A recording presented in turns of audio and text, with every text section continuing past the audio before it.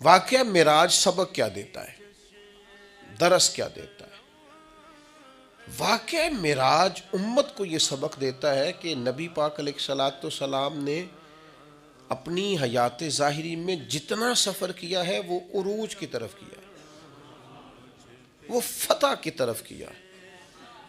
نبی پاک علیہ السلام نے ہر قدم اٹھایا ہے تو وہ جد و جہد ہے، وہ کامیابی ہے، وہ آگے بڑھنا ہے، وہ عروج ہے۔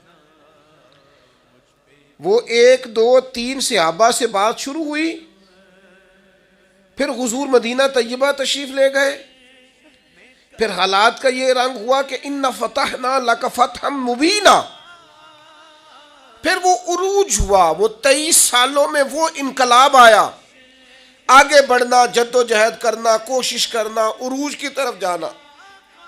وہ وقت آیا کہ اِذَا جَاءَ نَصْرُ اللَّهِ وَالْفَتْحُ وَرَأَيْتَ النَّاسَ يَدْخُلُونَ فِي دِينِ اللَّهِ أَفْوَاجًا، محبوب آپ دیکھیں گے اللہ کی مدد آئی، فتح حاصل ہو گئی، فوجوں کی فوجیں دین میں داخل ہو رہی، عروج ہے، کمال ہے، ترقی ہے، آگے بڑھنا، جد و جہد کرنا۔ امت آج بیٹھ کے سوچ رہی ہے کہ ہم نے کوئی محنت ہی نہیں کرنی، ہم نے آگے نہیں بڑھنا، ہم نے کسی ایجاد کی طرف توجہ نہیں دینی، ہم نے ترقی کا کوئی رستہ اختیار نہیں کرنا۔ یہ ایک ایجاد کر کے ہمیں دی گئی ہے نا موبائل، اس کا مطلب یہ ہے کہ ہم اپنی کمر ٹیڑھی کر لیں لیٹ لیٹ کے موبائل دیکھ دیکھ کے۔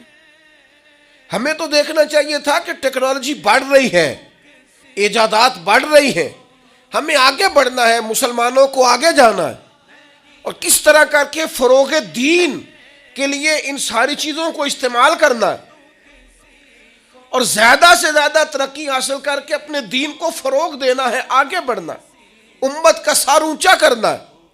لیکن امت ہے کہ وہ بار بار پیچھے ہٹتی جا رہی ہے، بار بار کمزوری دکھاتی جا رہی ہے، بار بار ہم ہیں کہ ہمارے قدم لڑکھڑاتے ہیں، ہم پیچھے کی طرف آتے ہیں، ہم آگے قدم ہی نہیں اٹھاتے۔ معراج ہمیں بتاتا ہے کہ امت تو نے عروج حاصل کرنا ہے۔ هو الذی ارسل رسولہ بالہدی ودین الحق لیظہرہ علی الدین کلہ، ہم نے یہ رسول تمہیں اس لیے عطا کیے ہیں، یہ شانوں والے رسول تمہیں اس لیے دیے ہیں کہ ہم اس دین کو تمام دینوں پر غالب کر دیں گے۔ اسلام کی فطرت میں قدرت نے لچک دی ہے، اتنا ہی یہ ابھرے گا جتنا کہ دبا دو گے۔ یہ دین غالب ہونے کے لیے۔ واقعہ معراج کیا بتاتا ہے ہمیں؟ نبی پاک نے مسجد اقصیٰ میں سارے نبیوں کی امامت کرائی ہے۔ جس طرح نبی کریم نبیوں کے امام ہیں، یہ امتوں کی امام ہے۔ اس نے امامت کرنی ہے، امامت، ترقی، عروج، جد و جہد، آگے بڑھنا۔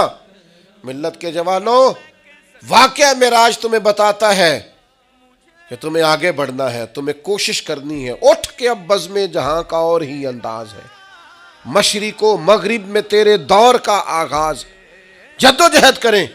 میرا مالک بڑا کریم ہے، جو اس کی جانب ایک قدم اٹھاتا ہے، اللہ کی رحمت آگے بڑھ کے اس کا استقبال کرتی ہے۔ آپ کوشش تو کریں، ہمت تو کریں، جد و جہد تو کریں، آپ آگے تو بڑھیں۔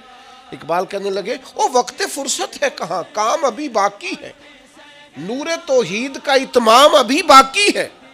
واقعہ معراج ہمیں بتاتا ہے ہم نے آگے بڑھنا ہے، کوشش کرنی ہے، جد و جہد کرنی، کریں گے انشاءاللہ۔